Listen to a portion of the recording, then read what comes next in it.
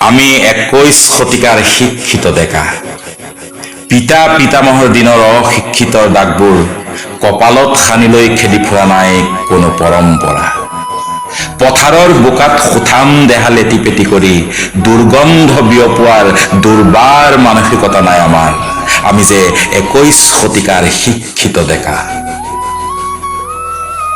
ডিগ্ৰীৰ চাৰ্টিফিকেট লৈ কপালত শিক্ষিতৰ মোহৰ মাৰো। ঘূৰি ফুৰো অভিজাত 10 জনৰ দুৱাৰে দুৱাৰে ভেটিৰ সন্ধি কৰি কোনো চাকৰি বিচাৰি। নাজানো কিমান শিক্ষিত হলে পিতাইক বৃদ্ধাশ্ৰমত থব পাৰি, কিমান শিক্ষিত হলে আন্দোলনক পেচা কৰিব পাৰি। খেতি পথাৰবোৰত অট্টালিকা হ'ল, নোহোৱাবোৰো বছৰ বছৰ চন পৰি ৰল। আমি যে 21 শতিকাৰ শিক্ষিত ডেকা। ব্লেক এণ্ড হোৱাইট চুইট পিন্ধি ডিঙিত টাই মাৰি ঘূৰি ফুৰো।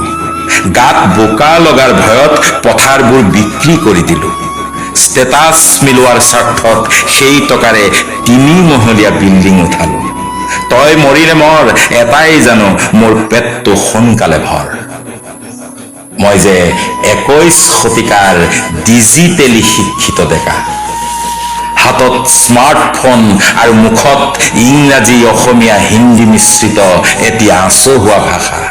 নাজানো আৰু কিমান শিক্ষিত হলে ৰাজপথৰ ডিভাইডাৰবোৰ গুটখাৰ পিকেৰে ৰঙীন কৰিব পাৰি, আৰু কিমান শিক্ষিত হলে ঘৰৰ আৱৰ্জনাবোৰ নি ৰাস্তাত পেলাব পাৰি, আৰু কিমান শিক্ষিত হলে সংকীৰ্ণ ৰাজনীতিৰে জনতাক আভুৱা ভাৰিব পাৰি। আমি যে 21 শতিকাৰ ডিজিটেলি শিক্ষিত ডেকা। আজিও এটা চাকৰিৰ বাবে হৈ পৰো বাকপটু নেতাৰ চোৱা চেলেকা।